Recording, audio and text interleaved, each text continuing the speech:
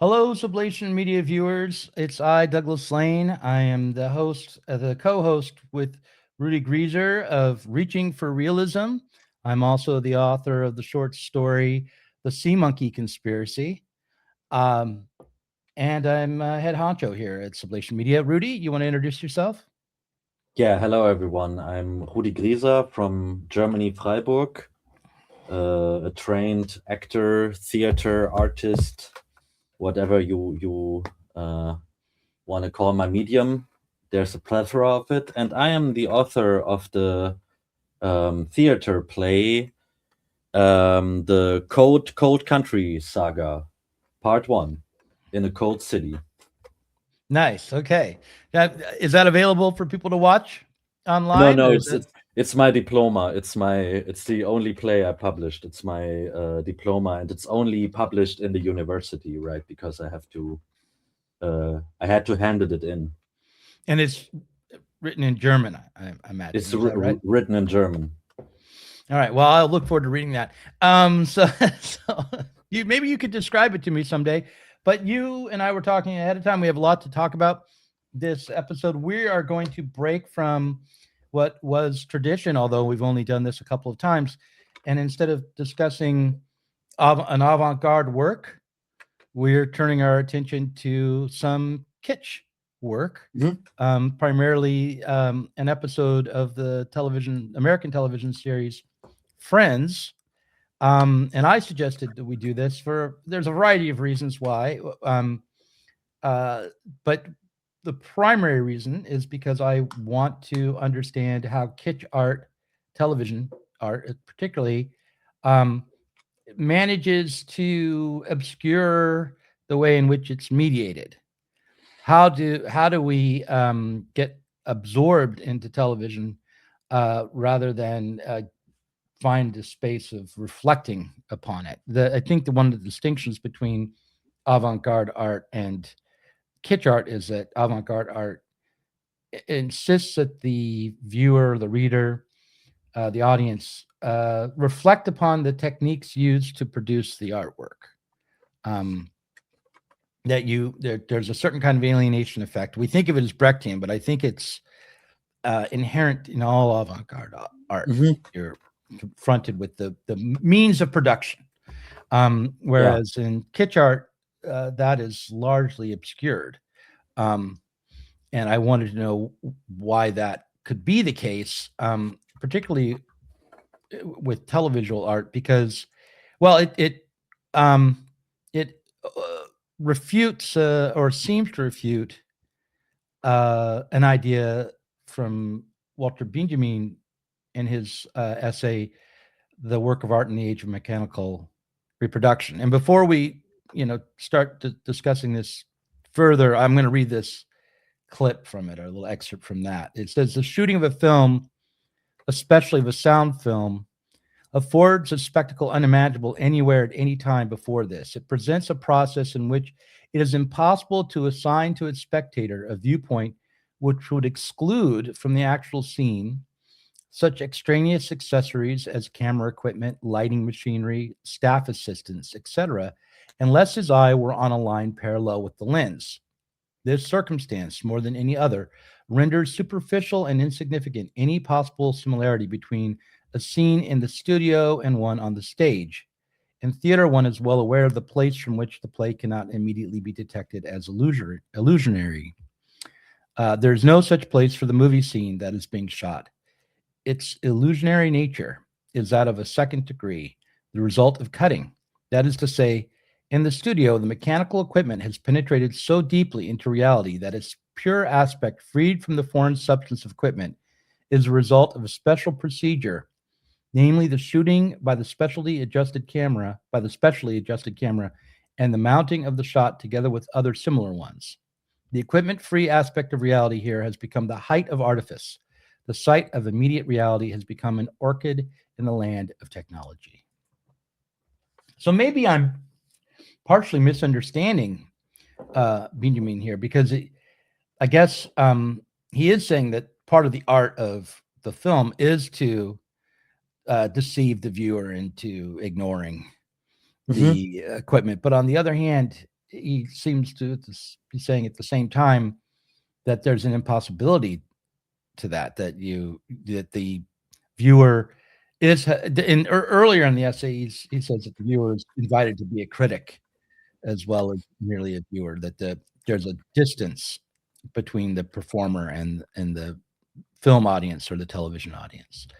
And I think that distance has to do with the imposition of the technology, and both in time, in terms of like the way in which the performer is alienated from the audience, can't be responsive to the audience, but also in terms of kind of space, in terms of where you are located as the audience, as you view the scene, because you are located in physical reality, but also in relationship to the scene, you are moved around quite a lot. So anyway. Yeah, that's how I understand it too, and also that he's making the point that the illusionary nature of it is that you're both more alienated because the possibility of cutting is there. So you're looking essentially at a flat screen. You're not looking at texture. You're looking at the most alienated medium in one sense, and at the same time, paradoxically, this alienated form appears as the most natural, like you're there. Right. Yeah, and that is something that I want to understand a bit more. Like, I want to understand exactly how that works. So one thing that we can do is look at a scene from the television show Friends and notice the 4-camera system at work through the scene, and then we could also start to talk about the performances and other things as well. There's so many different things going on really in this scene, but we'll just take a look at the camera work here. Here we go. Hi. Hi. What's wrong, buddy? Someone at work ate my sandwich. Well, what did the police say? My Thanksgiving leftover sandwich. I can't believe someone just ate it. Ross, it's just a sandwich. Just a sandwich? Look, I am 30 years old, okay? I'm gonna be divorced twice and I just got evicted. That sandwich was the only good thing going on in my life. Someone ate the only good thing going on in my life. Okay, look, I have enough stuff for one more sandwich. I mean, I was gonna eat it myself, but... Oh, that would be incredible. Thank you so much. I still can't believe someone ate it. I mean, look, I left a note and everything. Knock, knock. Who's there? Ross Geller's lunch. Ross Geller's lunch? Who? Ross Geller's lunch? Please don't take me, okay? I'm surprised you didn't go home wearing your lunch. Okay, look, you want to hold on to your food? You got to scare people off. I learned that living on the street. Really? So what would you say, Phoebes? Stuff like, keep your mitts off my grub.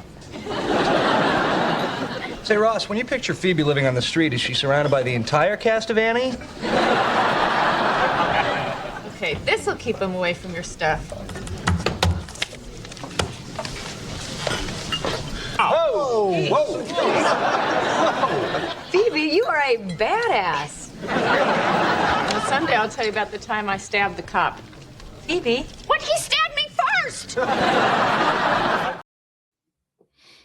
All right, so you could see there are a lot of cuts there. I didn't even count how many cuts there were.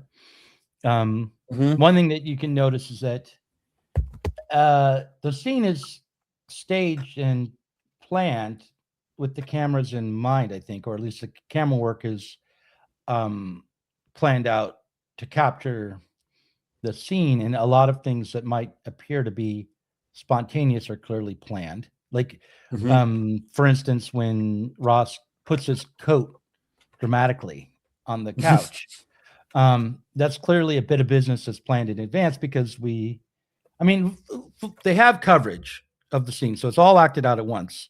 But it probably and acted out many times too. But we it is a gesture that is proper for camera A to pick up, because that's the camera that captures the entirety of the scene, that gets full coverage in one shot. And so that they need that full coverage in order for us to be able to see him make that gesture. If it was on camera B, he'd be doing the gesture out of frame. So, and also each individual close-up, or each of the other cameras, when they're utilized, are capturing not just lines, but often expressions of other players. So you cutaway shots to people reacting to things as well. But what did you notice about that watching it again? I think the thing with the code I want to add, that I think you also see the reaction of the whole group. It's this kind of like comedic effect, because his action has a reply throughout the group. Everyone is like doing this, like, huh, right? And that's Right. funny already, because one group moves, you can feel the impact more Right. than if it would be the close-up on him. I tried to write down the functions that I noticed of these angles. Before that, I think they had a live audience there. They did. And from the angles, I think the attempt was to not have to reshoot, which they probably sometimes had to do because someone fucked it up. But I think all the cameras are positioned in a way that they do not record each other, because that's what you want to hide. Yes. Right. Yeah.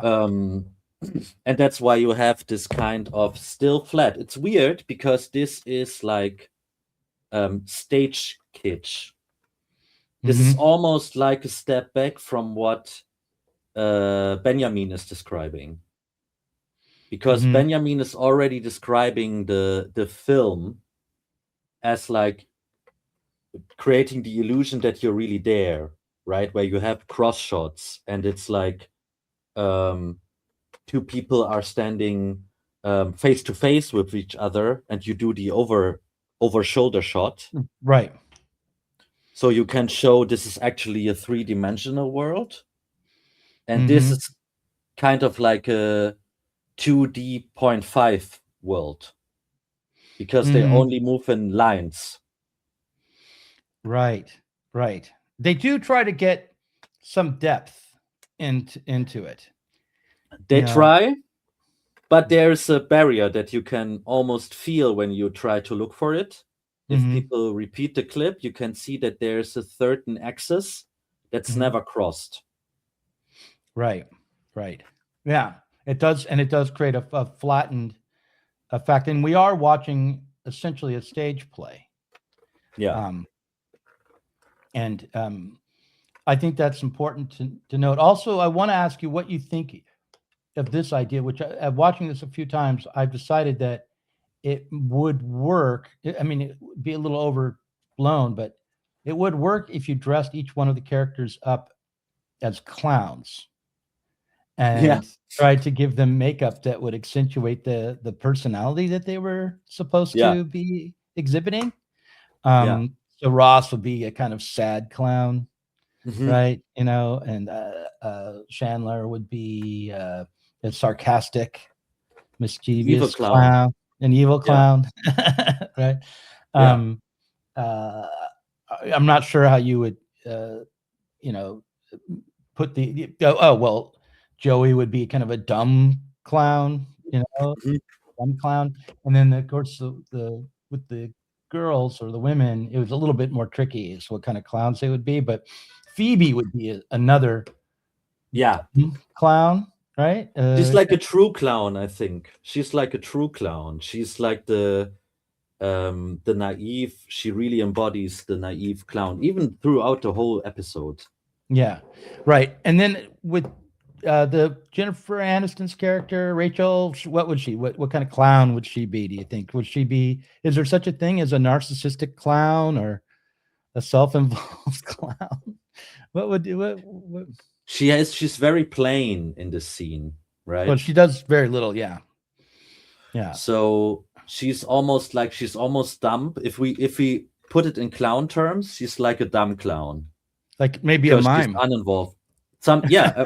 Yes, yeah, like a mime. Right. And Monica, I think, is a caring clown. Okay. But you can really put it. It's interesting that they do use these clowning tropes for comedy. Mhm. And it's interesting that it shifts with the camera angles.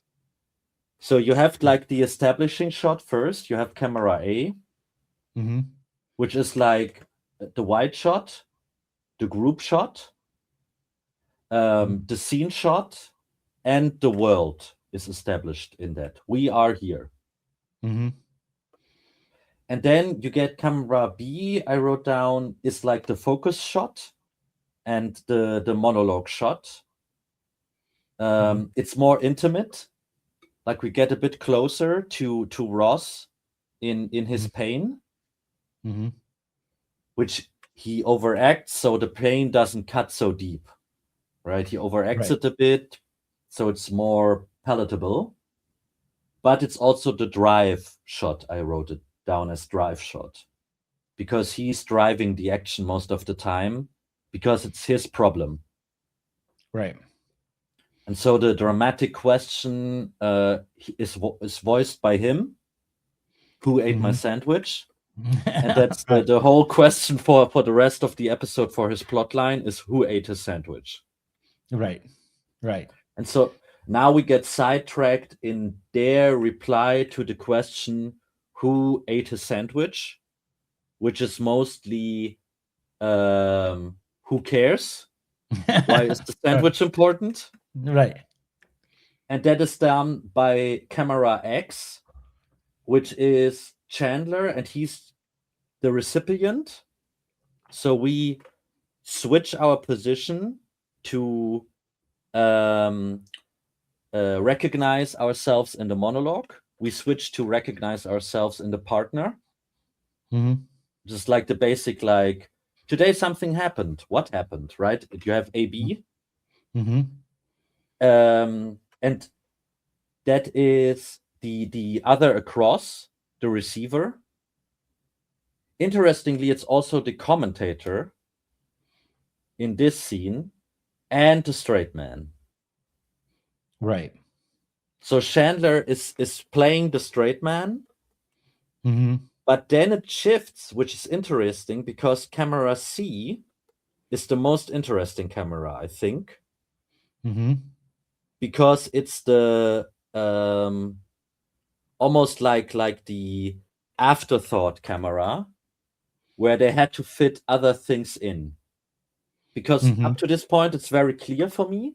And camera C shifts from Joey, which also has almost nothing to do, but just be like, this is not a dialogue between two people, but a group. So he's always there saying like, oh yeah, buddy. Aha, buddy, right? And it's always like these, he has to be almost like it's the most ungrateful position to be in the scene. Because I don't remember anything that he said actually in that scene. Right? I know he has some lines, but what does he say? I don't what do you remember? The first thing I know, the first thing is what's wrong, buddy? What's wrong, buddy? Right. But you immediately cut to Chandler and Monica. Right? Right. And they also have like because that's like the big plot line in this episode is that they are a couple now and have to hide it. Right. So that shot also does these two belong together currently thing. Right. And so Joey is I called it like the onlooker position. He's kind of like a spectator where he's like, what's happening with this dog, right? He's like this guy on the street. He's also a recipient and a partner. And the interesting thing is that this camera, I think they need to have this camera flexible so they can do the switch from like mundanity, I would say, because Joey is like not very important. Mm-hmm. It's just like fluff in a sense, Mm-hmm. which changes to Phoebe. Right. And then the whole dynamic of the scene shifts because Ross becomes the straight man Yes. for her bit, and she Mhm. becomes the focus, and she becomes the monologue Mm-hmm. person and the driver for the rest of the scene. And Right. they do that by they have like a 3-part thing, right? Like often in comedy, everything moves into threes. Everything Mm-hmm. moves in threes because you establish a pattern where it's like A B, and then it's A B. A B is repeated It over would and be over. AX. It would be actually BXC would be the pattern on the first part, and then with the A coming up every once in a while will show the whole scene, but it's really the Yeah. characters are in is in B, X, and C. That's where those are the cameras focused on those characters, and Yeah. then B moves across. And now it becomes more of an establishing shot because it includes more than just Ross in the shot, and then it's between B and C, which is now Phoebe because the C camera is swiveled to be towards Phoebe. That's my theory anyway as to what's going on. It is. It switches with the joke of Ross thinking what Phoebe is telling him when he's doing like the keep your mittens off my grab. Right. And then you have like a Chandler joke sandwiched in, but it's like it's a decent punchline, but not the punchline of the scene. Right. If it ended there, it would be kind of boring, right? It actually ends on a kind of dull note. Anyway, Phoebe doesn't really deliver a laugh, I don't think. I think she's the most funny person because she has the cop stabbed her first, which is written in the script is like it's the it should be the punchline of the scene, right? Because it's the double twist. It's the double twist, right? It's right. Not only did she stab a cop, but the cop stabbed her first, and so the world is turned upside down for a moment. Right. But it didn't make me laugh, It is a twist, but it seemed very dark, actually. And suddenly her life she's like different from everyone else in the cafe because she's got this life of the street. She's she's not just a happy-go-lucky New Yorker in her 20s. She's a trauma case, who is dangerous, actually, and she gets a little bit proletarianized, tainted for a second, or lumpenized, right? And I think, right. Did you laugh at the Annie joke by Chandler? No. Okay. I didn't laugh at all actually watching that scene, but I did think Ross's performance as a sad clown was funny in and of it. Just the way he walks in and like it's just so overblown. And this is a show for adults, This is not a children's show, but he could have been a Muppet. It's all the emotions are so simple. And each character is a very simple character. There's not a lot of complexity to their emotions. And they do things because of their simplicity. They do things that are quite absurd. That's true. Seriously. It's weirdly Kafkaesque, right? They're almost like a cartoon of like what an adult in New York City is. Right. That's with the whole episode. If people check out the whole episode, the one with Ross's sandwich, The whole episode is like that because Joey has a thing where he's always has to say that he's a pervert. Right, right. Because Monica and Chandler try to hide their relationship through him, but they always fuck up and leave like clues, Right, like naked right. pictures of her vagina and things like that. Well, I didn't know that it was of her vagina. I think you're just imagining that it was a close up, but it was a naked picture of her that he was looking at. But I don't think Don't that they said say it was something? Don't they say doesn't Rachel? Maybe I inferred that because I wanted that to be the case. Yeah, It's maybe. immediately We'll have to most watch it obscene again. thing. Maybe they do say something about that. But yeah, they find Chandler's underwear under Yeah. a couch cushion, and then they stumble upon a scene where they've set up a video camera and all these candles to record their lovemaking, and Joey has to claim that it was actually something he set up because he had a first date with a girl, and he was Yeah. imagining that they were gonna record. Yeah. And then he always has to say, and that's what the point I wanted to make is he always has to say, I am Joey, I am disgusting. right, right.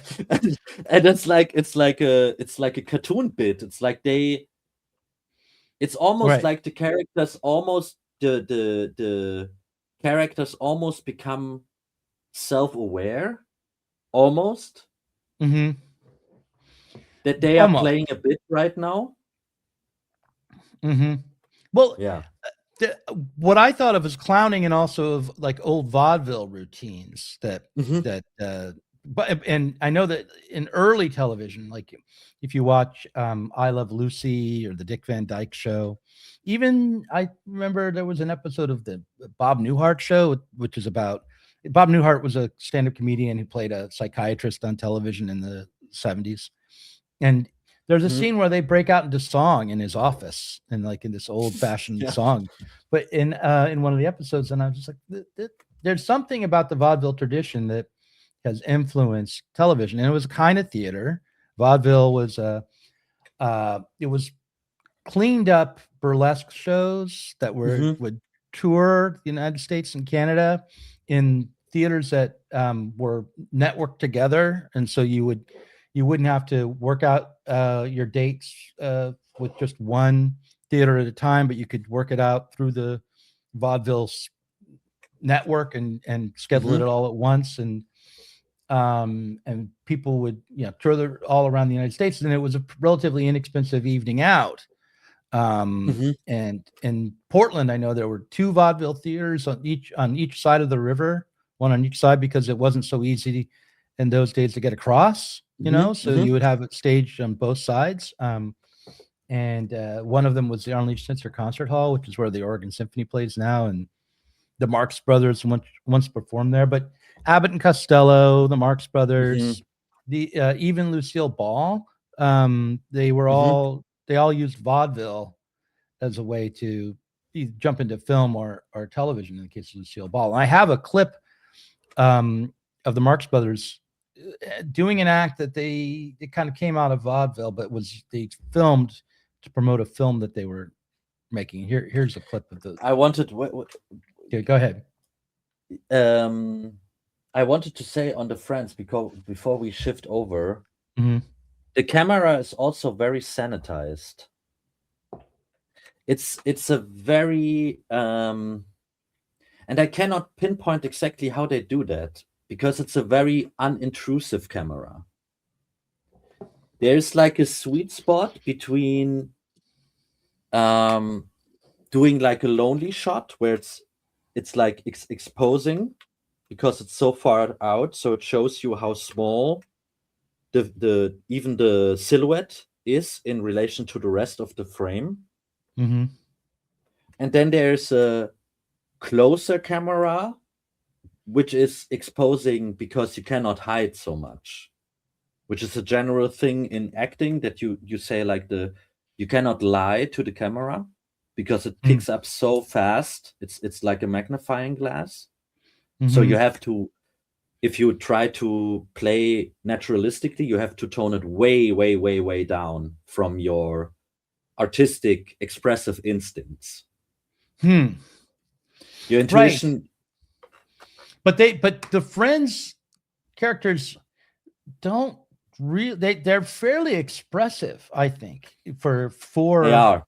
television. You know, they're not quite theatrical, I guess, but they're on the verge of turning in theatrical performances that could be read from the back row. I think they are.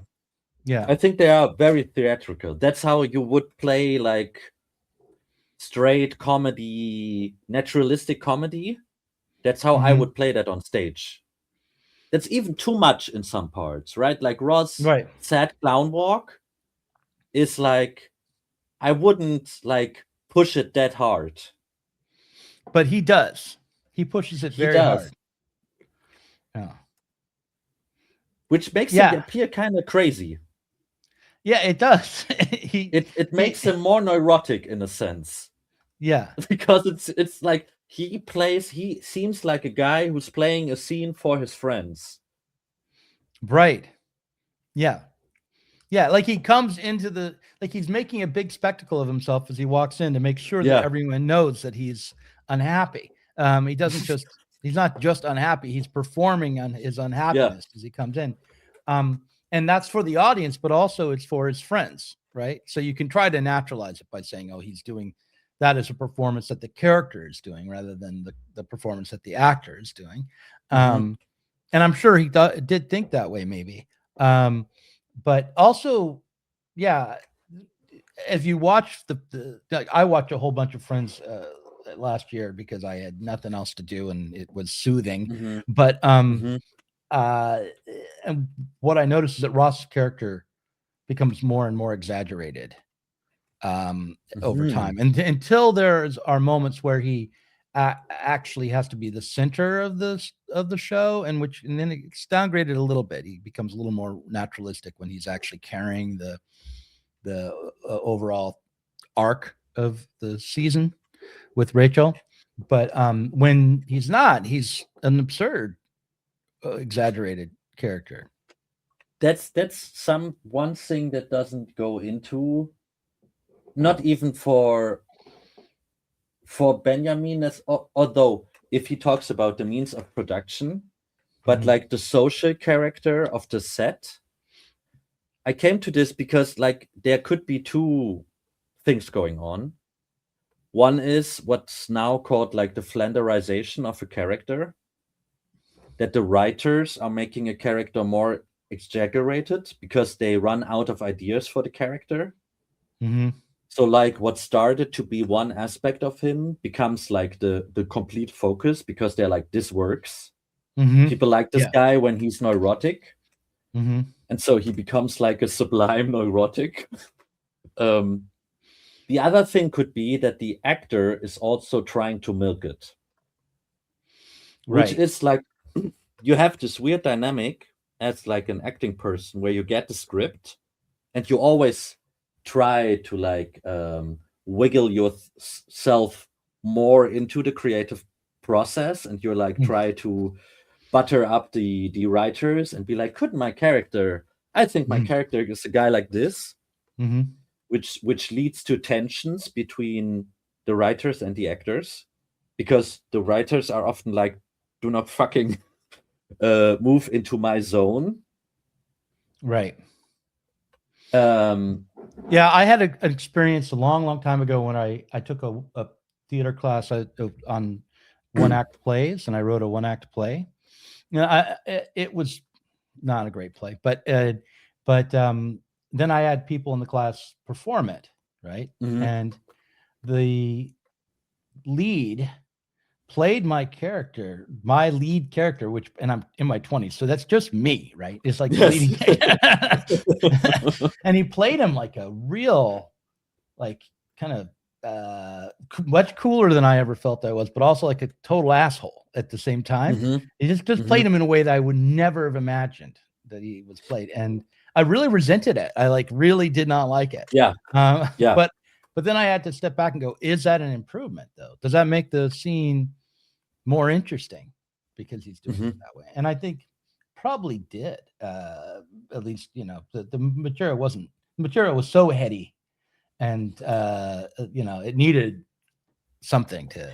That's the best case, right? That's Mhm. like where okay, our ego gets in the way, but still like the creative exchange is happening, where it's like it's actually elevated by another subjectivity.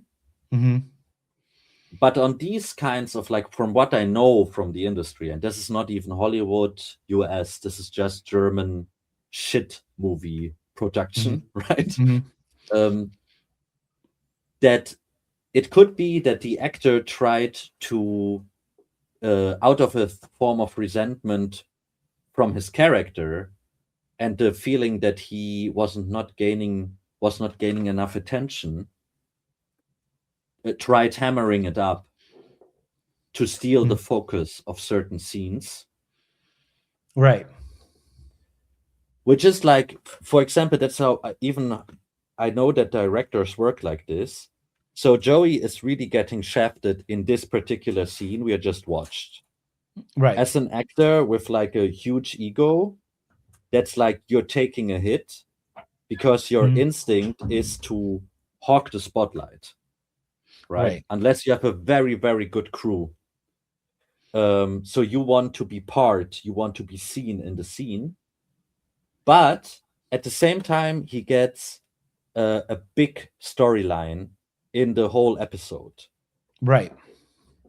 Right. So you can, as a director, go to the guy and say, like, I know in this scene, you will have to swallow some chalk, but the rest, it's great. It's gold. Right. And Jennifer Aniston is the one who really gets nothing in this scene. I don't think she really gets nothing. Yeah. Even the episode is bad for her. So she had to and then the question is, how do people handle that in the whole arc of a season? Right. Well, and my understanding is that this group of people, these actors, were friendly and cooperative, and they didn't have a lot of battles around those kinds of things, is what I've heard on YouTube. So once I started watching Friends, like suddenly YouTube's like, here's a little video essay about Friends. And it's like, oh, well, I'll watch that. Anyway, we should think about how that happens sometime. But yeah, I wanted to go back to the question of vaudeville, though, because in vaudeville, the roles that you would often enough, especially in comedic sketches, the roles of the actors were very regimented and known in advance. And in fact, actors would create careers out of playing a certain type only.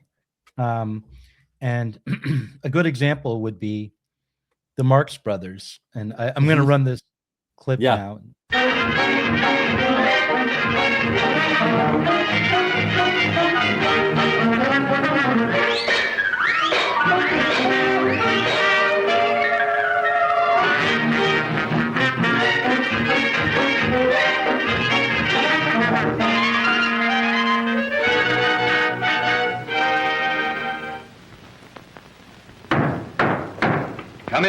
Come in.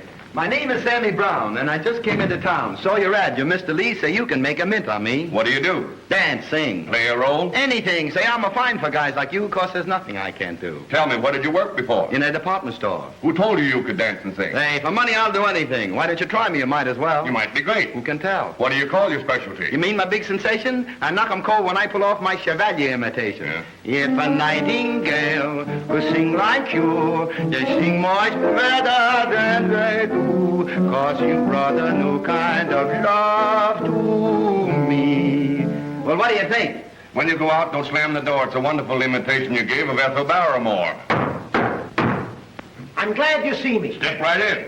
Are you Mr. Lee? My name is Sammy Brown. Come in. Do you want to talk to me? I want to talk to Mr. Lee. I'm Mr. Lee. That's him. I see you want a very good act? Yes. Well, I'm the guy you want to guess, and I speak very good English, but I'm full of the pep and I got the ambition. What do you do? Acrobats. What's your name? Tamalia. But the best thing I do is give imitation of Chevalier. When the nightingale may look like you. That's enough. When you go out, don't slam the door. Well, what do you think? I need a drink. All right, I take it a drink. You take the air. Take the air, he cries. No like it, the air. It's too cold outside. Will you please keep quiet? I no say of the word. Not an and, a but, nor an if. Not a word from you till you're spoken to. All right, you great big stiff. I want to speak to Mr. Lee. I'm a dramatic actor. So I see I'm Mr. Lee. Well, lend an ear to me. Can you play a role? Can I play a role? Do you know who you're looking at? No. Caesar's ghost. I play any kind of a role. You will? Now eat it up like that. I played a part in Ben-Hur once. What part did you play, sir? A girl, she played the part of Ben. And you? I played her. When you go out, take a slam at the door. You're kidding me, aren't you not? Kidding, you say. I've been here all day. Now show me what you've got. I wanted to play a dramatic part, the kind that touches a woman's heart, to make her cry for me to die. Did you ever get hit with a coconut pie? There's my argument. Restrict immigration. I think I'll recite. Let it go, all right. I'll give you a recitation. Or would you prefer to see me give my Chevalier imitation? When the nightingales could sing like you, they sing much sweeter than they do, 'cause you brought a new kind of love to me. Well, what do you think? Get me a brick. Here's a brick. I always carry one for this imitation. Hey, I ought to lay this on your head. You can't do that. You don't belong to the Bricklayers Union.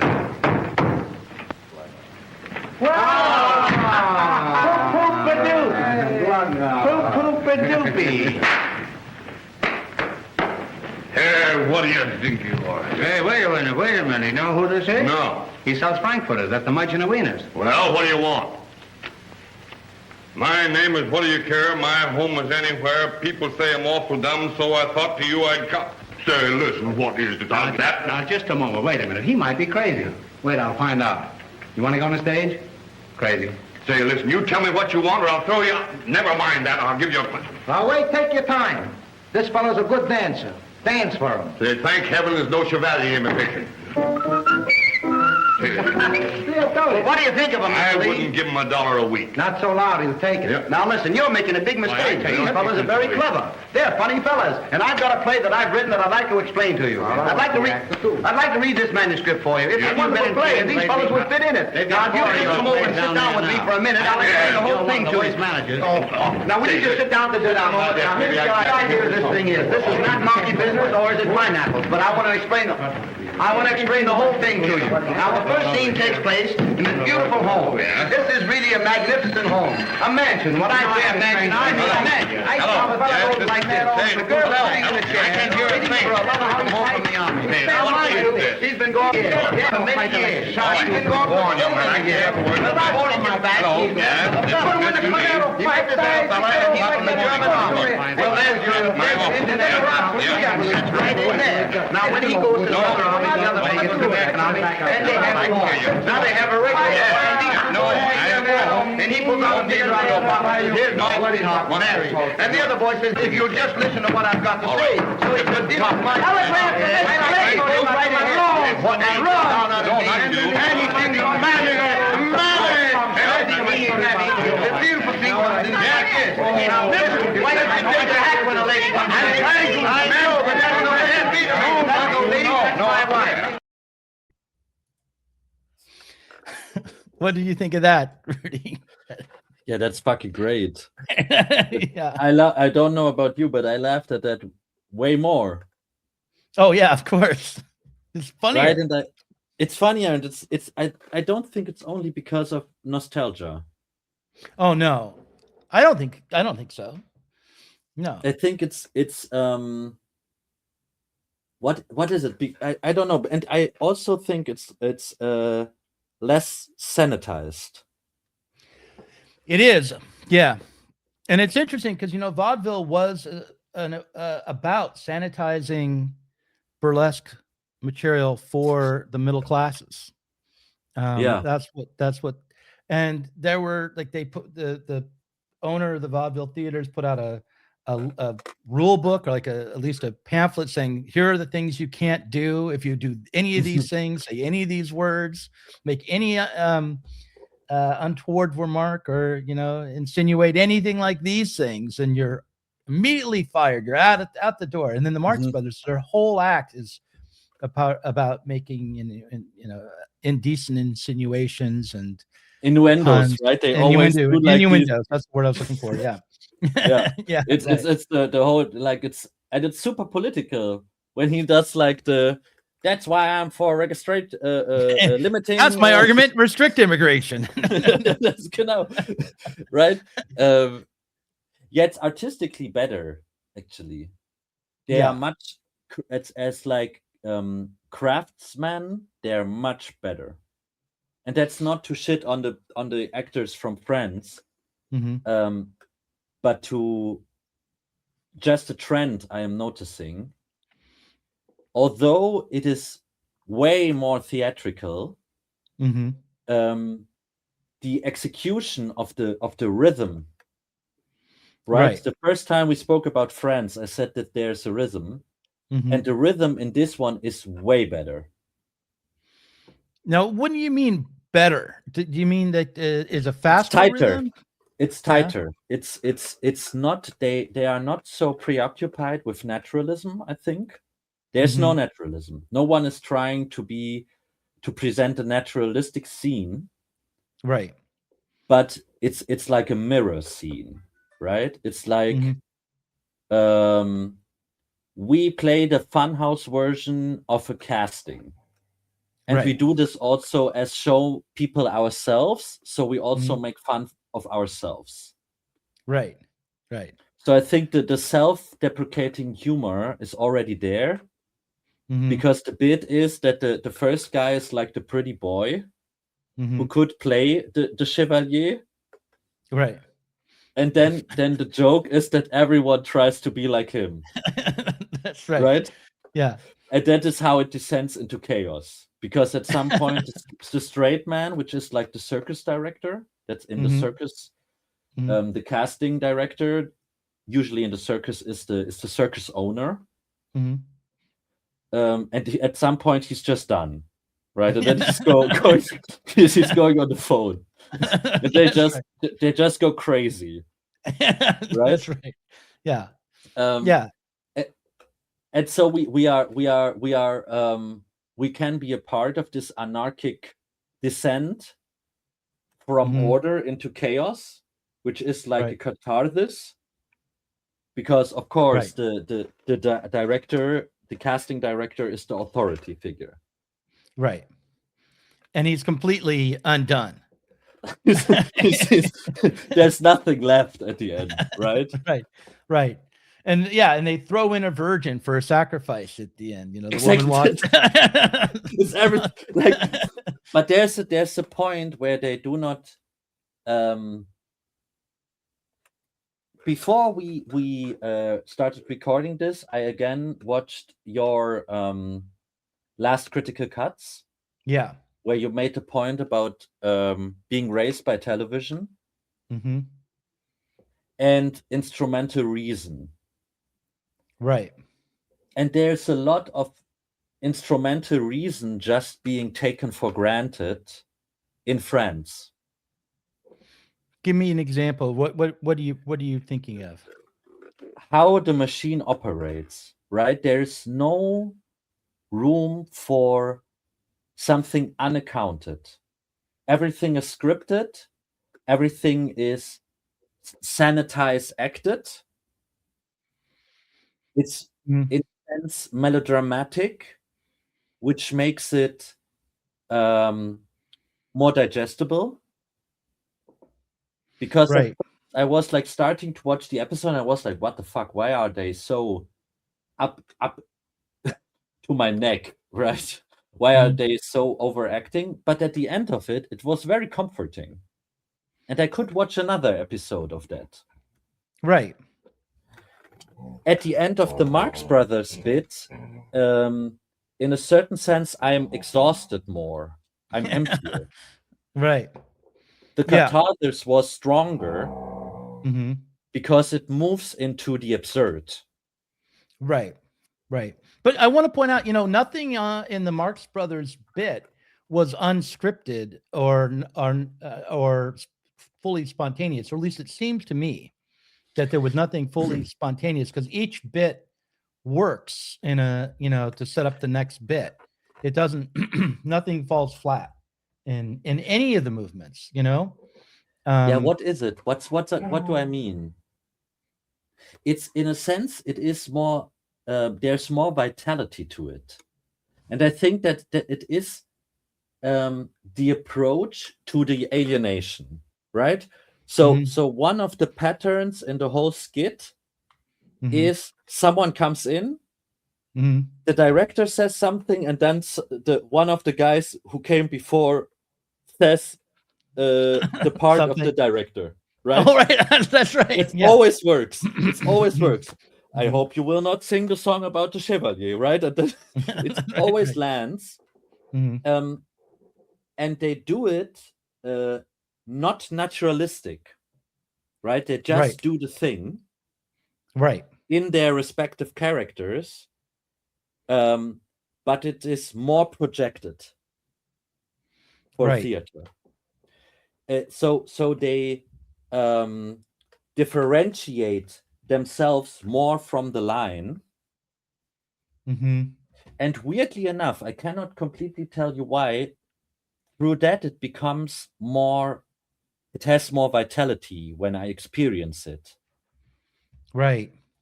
Well, because let's watch it is one. Not, yeah, please. Well, no. Okay, I'm gonna. I haven't seen this. This is just from I Love Lucy, which is from 1951, I think. Let's see here. So. Oh.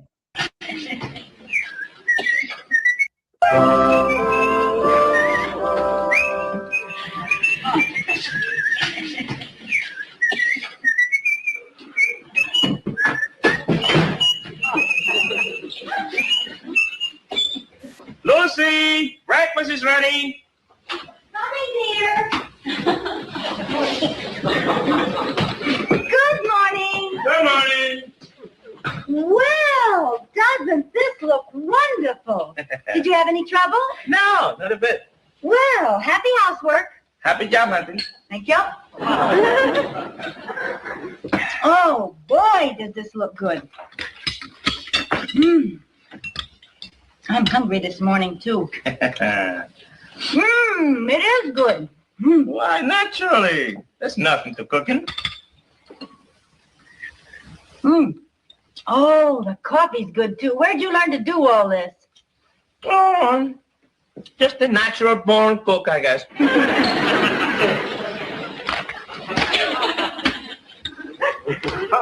Honey, what kind of a job are you going to...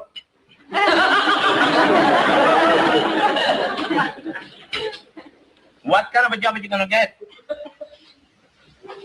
Are you going to go to an employment office? Lucy, why don't you answer me? That's nice, dear.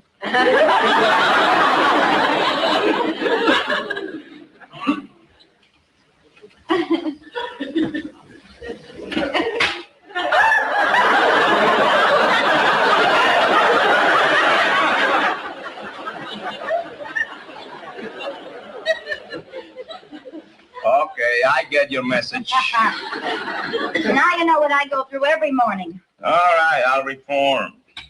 Oh, gee, these fried potatoes are just great. Well, I don't see why you're so surprised. There's nothing to it.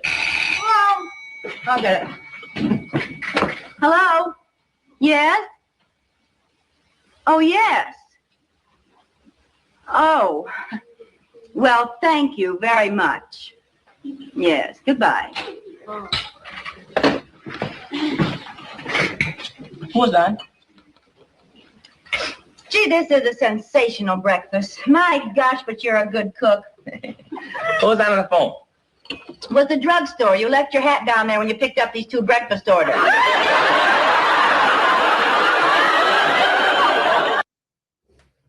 right. Well, what do you think of that? Can you hear me? Yeah. I'm thinking. It's no Marx Brothers. No, it's no Marx Brothers. And I think they're the same sanitization that I'm speaking, or what I mean when I say sanitization already sets in there. Right. But I cannot put my finger completely on it. And it has something to do with the acting. in relation to the camera. Mm-hmm. Yeah, I mean, I had seen the very first episode of I Love Lucy the other night, and there is a scene in that where Lucy wears a disguise disguises herself as a hillbilly, and Ricky, her husband, doesn't recognize her, although she's clearly Lucy, right? But he doesn't recognize her, and there's the whole scene is absurd, and and she spends the scene coming on to him, and he's trying to stave her off, and and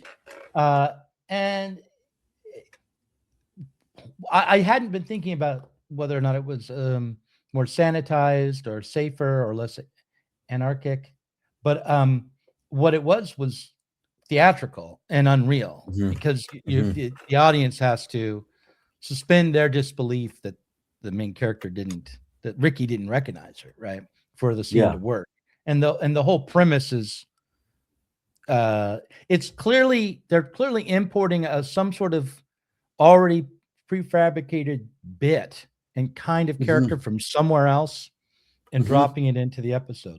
This was much closer to a typical situation comedy scenario, right? We know right away, okay, they've changed roles. She's going to look for a job. Yeah. He's going to be the homemaker. That's the comic premise. And so that's easy to decipher and understand right away. And everything that happens is fairly expected. I knew he hadn't really made the breakfast right away. As soon as she started complimenting it and said it was good rather than it being horrible. The joke could have gone one or two ways. He didn't make the breakfast, or it was inedible. Those are the only things that could happen. Either she plays it, right? It's inedible, but she plays it's good. Right. Yeah. And then if she did that, then he would be like having trouble eating it while she pretends it's good. That would be the comedic bit. I just feel as though they were changing the act for television, but they had toured it around. But vaudeville itself was sanitized. But I feel like you're talking about something else than the material. Like you're talking about the performances more than the and maybe it's a naturalistic conceit that's in it, which is completely missing from the Marx Brothers. They're just going in as characters. They're not going in to try to convince you that they're real in any way. I think that's what it is. But it's this weird chimera where it's also not naturalistic play, right? Where it's really like we are a couple. So it feels kind of like comedy that has not completely come into its own. Right? Like with Friends, I think, and it's the same premise, like shows like Modern Family. They're in a sense much better at what they do because the technique is more developed. So it's funnier because they have figured out better how to set up the scene, in which mode to play the characters, what to act up, what to act down. And both in the Lucy bit and even in Friends, that hasn't completely happened there. No, I don't know much about Modern Family, but my guess is that there's an artificiality to the characters that is more fully accepted. Is that what you're saying? Yeah. And that because of the artificiality of the characters, the fact that they're not naturalistic, they can be more inconsistent, maybe. They're self-aware, right? That's the whole Jim Steve Carell thing, right? That's actually what they develop with The Office.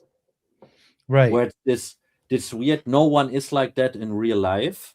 And it's about like uncomfortable situations and actually about tension. And it doesn't have this blanket mode. But maybe that's also my taste, that I dislike when I feel like I'm pulled into this harmonic universe and I immediately react with distrust to that attempt by the piece of art, by the artwork. Mm-hmm.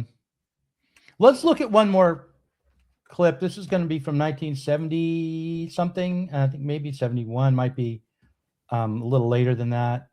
It's a show you probably have never even heard of. Maybe you have, but it's called One Day at a Time. It was a sitcom in the 70s. And let's see if I can bring it up on the screen here. And I haven't seen this either, but I've watched an episode of the show recently. And we'll just see what you think of it.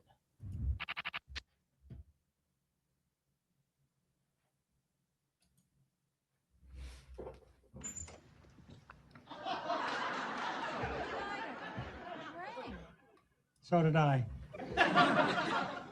I'm in the mood for bells today. Ain't it a beautiful morning? Last time I looked, I saw rain clouds. Ah, yeah, but we must love them too. For they make the daisies grow. Don't ever forget the daisies. Schneider, is there anything that we can do for you? Yes, I would like to know if I could borrow your hot air curling set.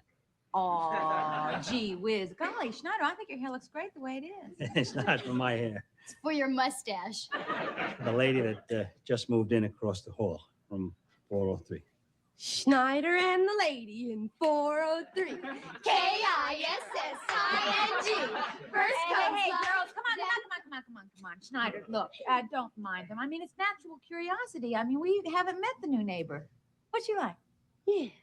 Tell us what she like. I'm not going to tell you. Oh, no. Come on, really? Schneider. But she's Come on. You really want to know? yes. No. All right. I'll tell you. You really want to know?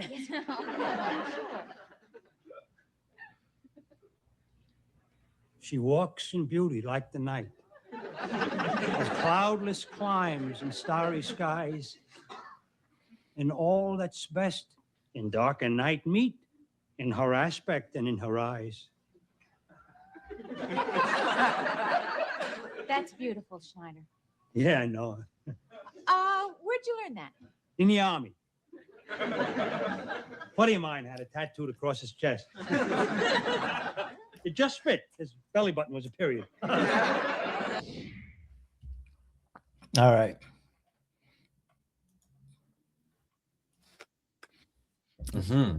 What did you think of that? That was interesting. The moment when he started reciting the monologue was interesting. Yeah. Very theatrical. Yeah. Yeah. And staged. He walks forward to the front of the stage. But that's funny. That's funny when a guy in supposed real life does that. Yeah, right. Yeah. That character in the show is a superintendent of the apartment building that they're in, and he is constantly trying to make time with the single ladies, and including the main character, in ways that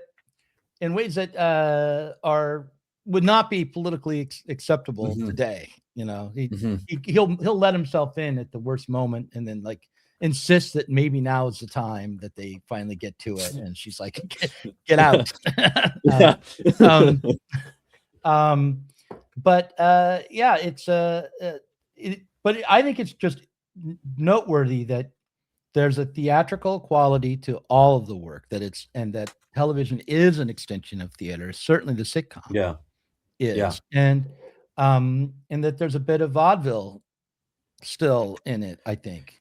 But so to return to what we started with is, how is it that we watch these shows without noting the techniques that are being used most of the time, that we get swept along? Because when I tried to watch the Friends episode, the one about Ross's sandwich, and found that I had to go back after I'd watched it and just watch bits of it so I could remain critical and not just get lulled into a stupor.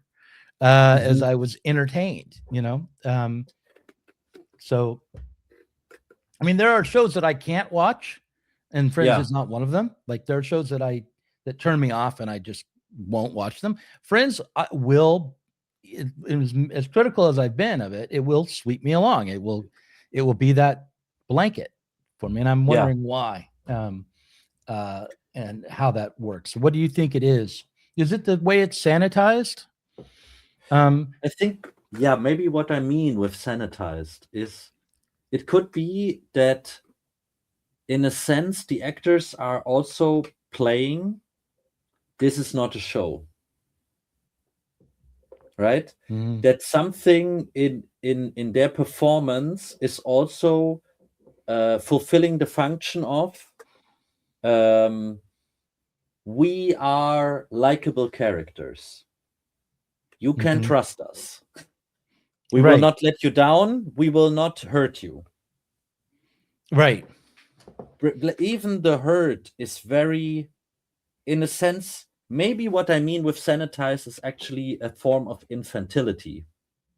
And in the Marx Brother thing, there's much more room for meanness and mean-spiritedness, and they are much more honest, in a sense, about their ego, and saying like, no, I'm an asshole.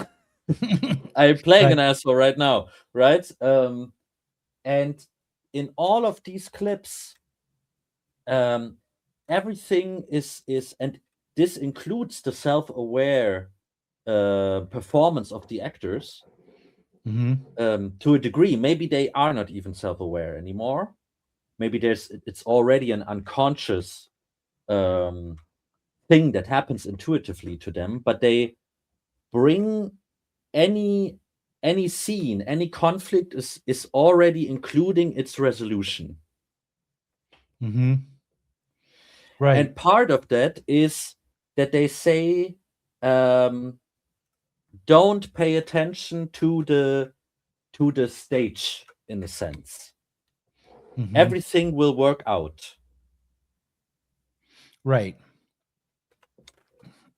Yeah, with a live performance, part of the tension is that it could go wrong. You could see people forget their lines. You could a fire could break out backstage or on the stage. A prop could malfunction. With television, that's not going to happen unless it's television. But live television is a thing of the past. That was how it started. But so there's that, and then also the safety in it is in the material itself too. Like that it's not going to arrive somewhere too uncomfortable. Although, but then again, the history of television is also, they kind of celebrate themselves for this. Moments of breaking social taboos are often heralded and celebrated on TV, like the first time a man kissed a man on TV, or Star Trek, where they do, but it would be worth noting, like, what kinds of things are allowed to be broken and what kinds of things are not. And I think the most sacred on TV is the format itself, maybe. That if you, although there are some exceptions, but I was going to say, if you play with the format itself, if you make the audience uncomfortably aware of the fact that they're experiencing television, that is taboo, at least in certain formats. But it was not taboo on Late Night with David Letterman. But then again, that was a form which took into account that it was television, always a talk show, right? But then also there was like the Police Squad show, which would make jokes about the televisual format, where, like, for instance, at the end, everyone would freeze in place at the end, but then the camera's still going, and they're like blinking. We cannot. That's pretty good. That's funny. Yeah. So you can do it in a humorous way, but there are other effects you could have with that, I think that might not be humorous only, which you don't see that often, and it seems like terrain. Maybe it can't be explored that far. But it seems like I think that you have to have some element of transparency, or being accepting and admitting that you're making an artwork, that this is artifice, that this is television, in order to be avant-garde, in order to be what I would say realist. That has to be an aspect of the work, and of course, the postmodern turn and the post-realist turn in literature just all stayed there. It didn't. It was done as if to say there is no reality. All there is all the world's a stage. But literally or something. And so it's a dangerous terrain to play with. And I remember go ahead. It doesn't take itself serious, right? It doesn't.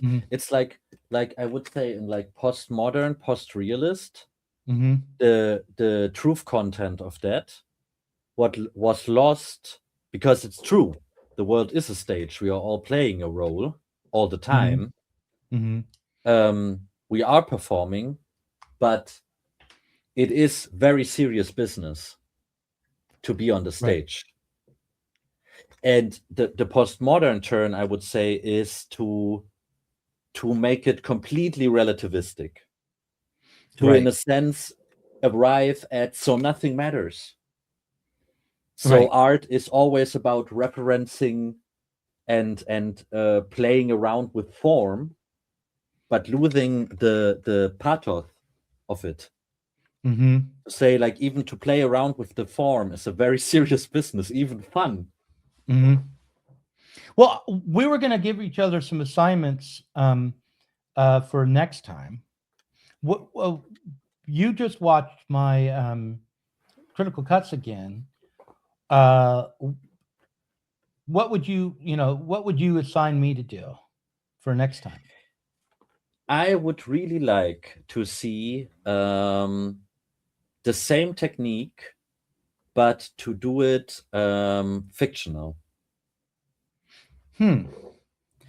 Because I really think it like lends itself to science fiction, because there's already a science fiction aesthetic to it, which is like a little bit like delayed science fiction aesthetic. It's more like 70s, 80s Perry Rhodan cover, right?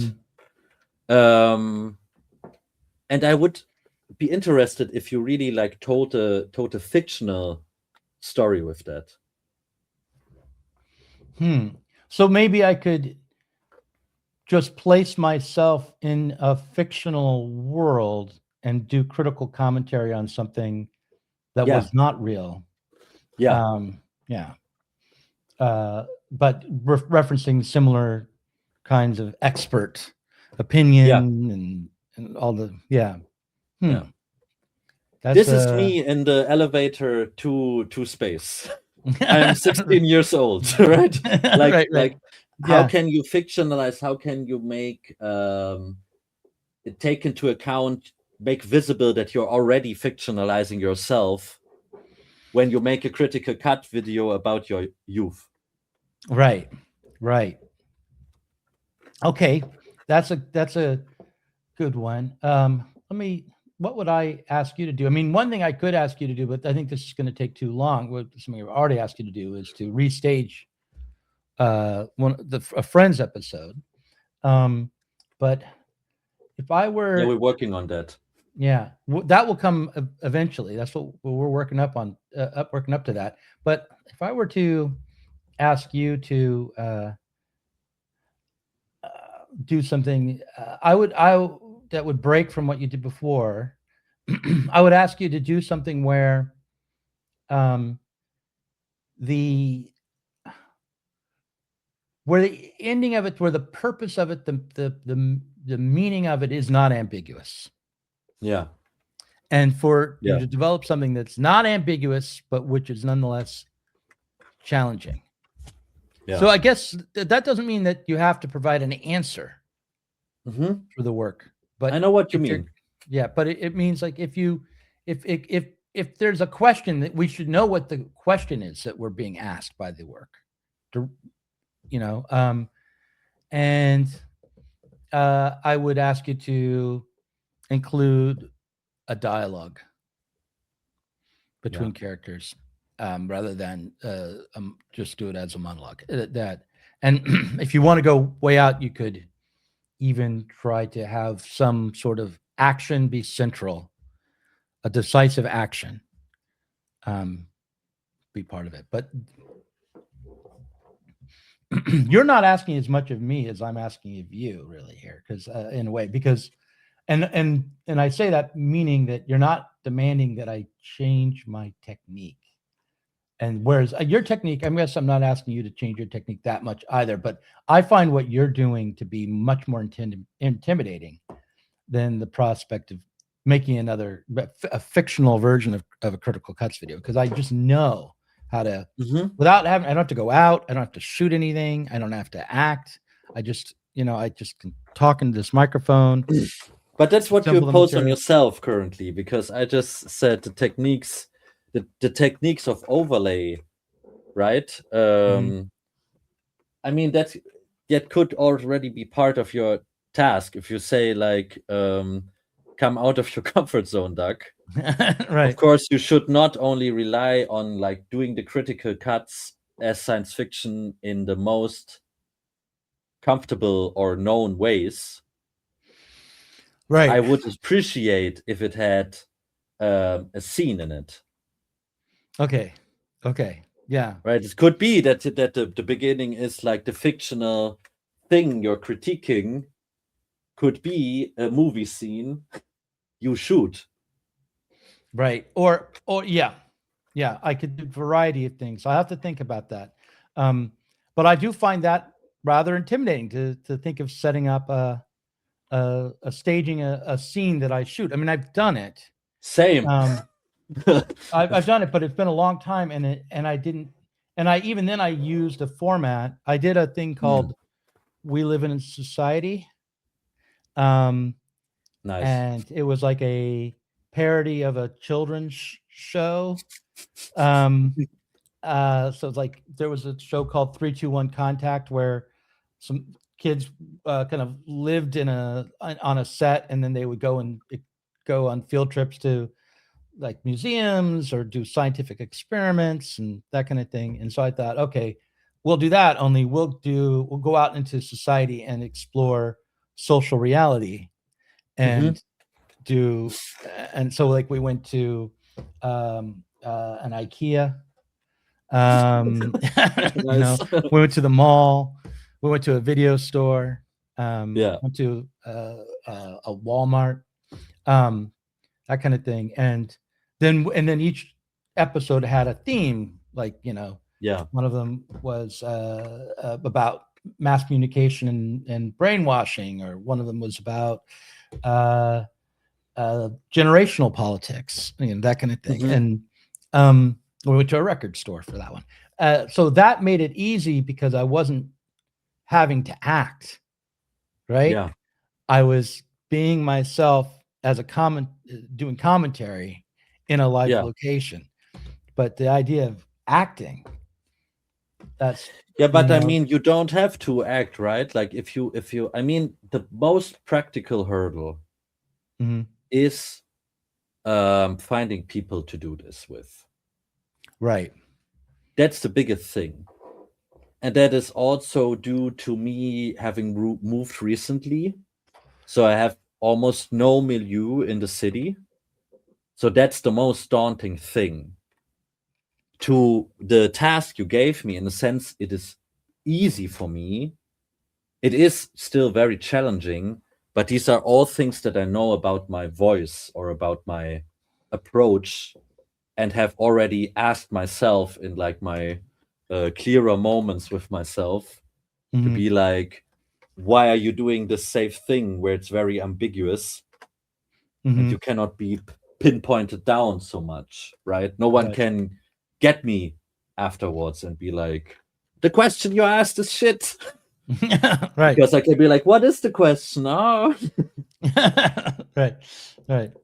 Yeah. Well, okay. Well, I will make a real effort to do as you asked and get out of my comfort zone, but I'm not sure I'm ready to deliver lines as an actor on camera. Although we'll work on that. Yeah, we have to work on it.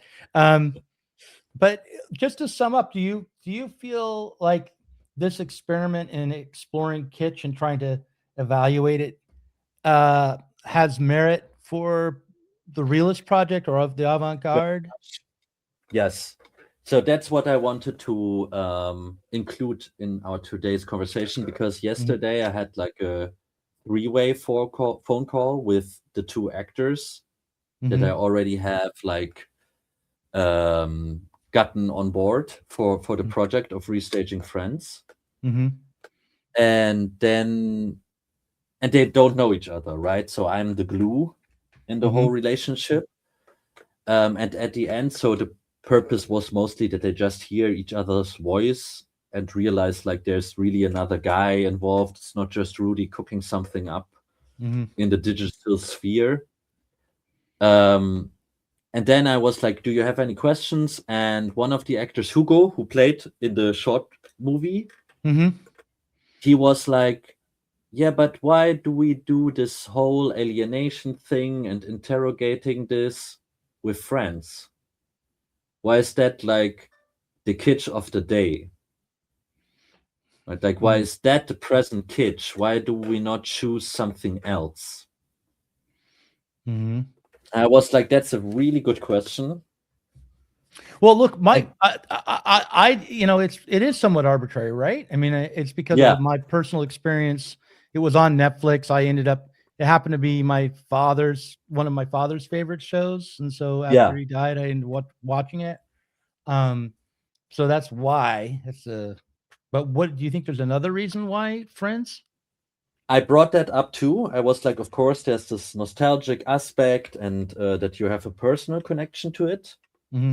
But the other guy, Ingmar, he is a fan of Friends. And so I was like, what would you, because of course I could do the whole like consciousness is lagging behind, we interrogate. So I did the whole Platt thing, right? I just played the record and said like, of course we interrogate the past to figure out how we got here. And then I asked Ingmar, and he was like, he cannot really give an answer, but that for him it is also a very personal show, because that was like one thing he did together with his wife when they met each other and started dating. And it was like something they did together. And also that it has remained like a comfort show. He brought me on that track about like it being a comfort show. And then we started talking, and we really started having a conversation about it, that it's interesting that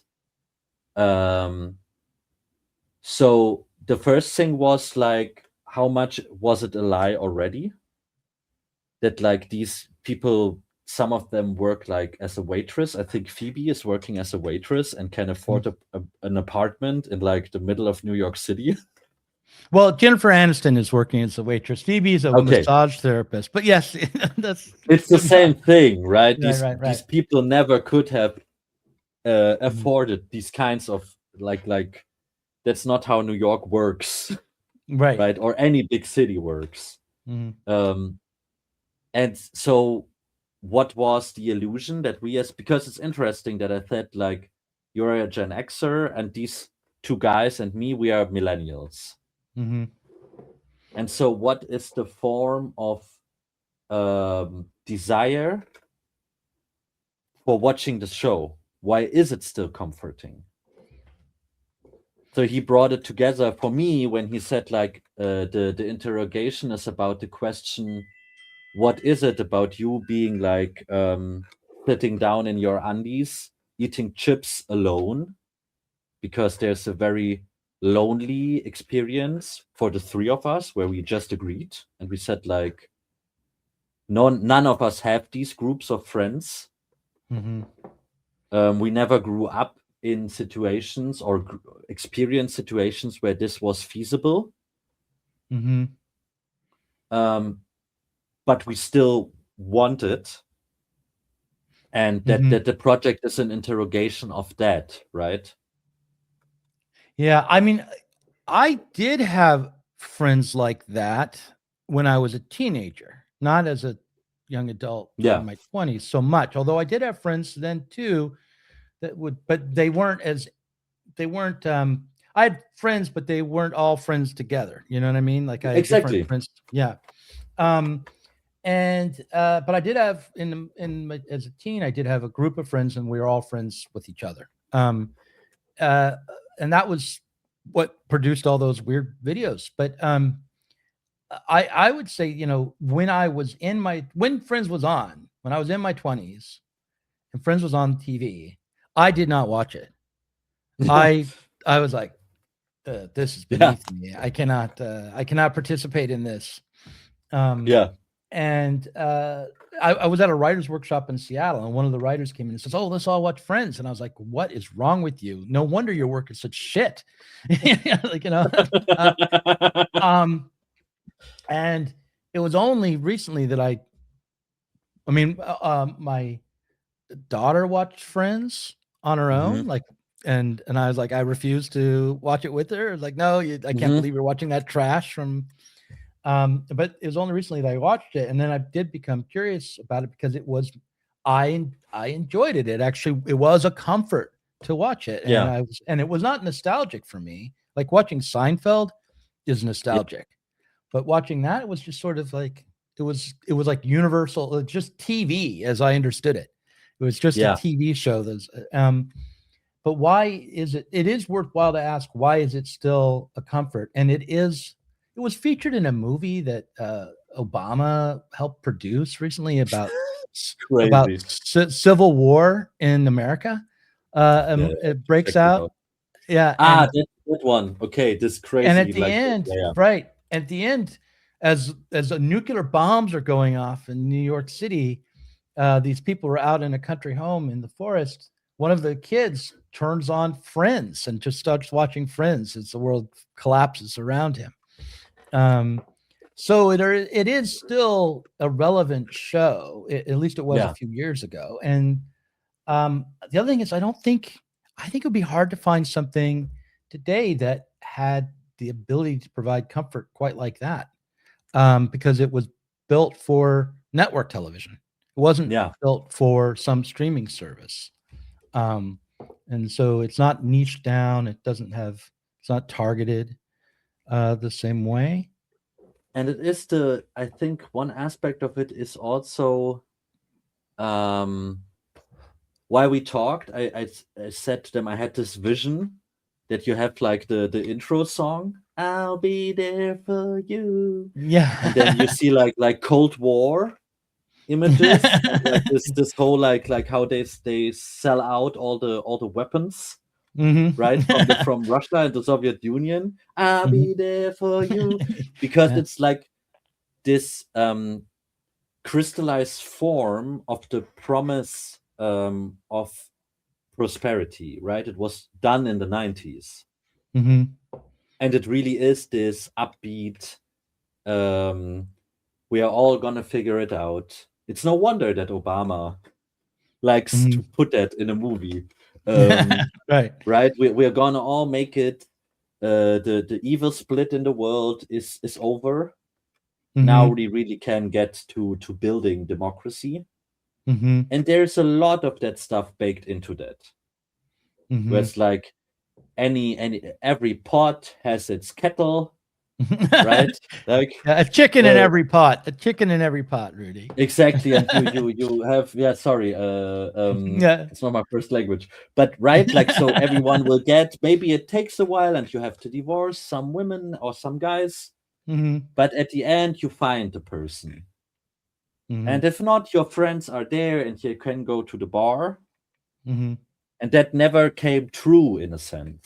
right? People like the vast majority of us has to work very, very hard to achieve a semblance of normalcy.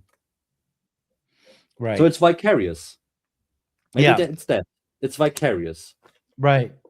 But so it is worth examining Friends in particular, but we could choose something else later. I mean, we don't, Yeah. but the what I'm more concerned about than the particular example is just the aim of understanding the mechanisms of kitsch as a way to develop an avant-garde, which is, I think, a regression. I actually think that approach is a bit of a regression, because I think, we shouldn't just do that. We should consider the avant-garde and consider 19th century and earlier forms of art. But I think it's worth understanding how kitsch works, because I think kitsch is ruling the world. And so if we're going to develop something beyond it, we can't just go around it. We have to understand it too. Also, it's formative for most of us. I mean, most of our understanding of art is not from some classical tradition or from a deep immersion in the avant-garde world, but also much more deeply, we're immersed in kitsch, maybe different kinds of kitsch from around the world. But so we need to understand what has formed us, I think. Maybe then our approach is wrong. You think so? Because the alienation effect, to do like a repeat of a Friends, because if we do a scene, we do not really understand. We understand a part of it, but I think what really makes it kitsch, because I just watched the episode today, you really get the effect only as an ensemble. It's only the whole thing comes together in the end, right? Well, I think if we're going to do the whole thing, we should do it in pieces and release pieces of it as we go along, and then take a year to do the whole thing. And we should think about each scene, filming it and staging it a little differently to expose whatever we think is most worthy of being exposed in that scene. I mean, what I did with just labeling the camera could be part of how we stage this, where we do make sure that each camera is always marked for the viewer. And we, but we might want to write something for each piece of the episode so that each piece is fully exposed or self-transparent as we go through. And so, and then see what we produce at the end, how it comes together. Without changing any of the dialogue or the plot, right? It's all about changing the formal presentation of it. And also not without introducing techniques that aren't actually present either. Would those be for you? Like, say again? Techniques that are not present. You well, mean like if a camera that isn't actually ever used, we could get like shoot from above, or so there are some things that we might introduce that aren't present. Like, it was my original thought, was like maybe have a snare drum marking the beats. I remember. But I just wouldn't want to introduce but wouldn't want to introduce like AI graphics or okay, I understand. Then then I get it. Just use the technology that was used rather than go. So 4 cameras, I think 4 cameras, a stage, and then we can put things on the stage that aren't part of the original show to try to illustrate whatever point we're trying to make about the scene. But we aren't going to go with animations, or I think maybe we will. Maybe that we can break our rules as we go along. But I think at the very least in the first scene, we should not break from the techniques used in the actual show on that level. Yeah. It's going to be actually difficult work to make this, Yeah, it is. It is. Mhm. But I like it also. Yeah. All right. Well, listen, let's leave it there. Hopefully people enjoyed this episode, and I look forward to the next one. I think I'm going to release them on a different schedule and not just release them for patrons. I'll release them every 2 weeks or something like that. But everyone, thank you very, very much for watching, and I will leave you with the pitch to join the Patreon.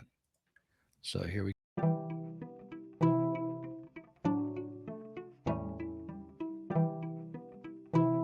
If you enjoyed this conversation, please do consider supporting us on Patreon. Our patrons help to make sure that Sublation Media can continue to provide interviews, videos, books, and articles that are critical of the left from the left. If you are tired of remaining stuck within bourgeois ideologies and politics, help us sublate them both.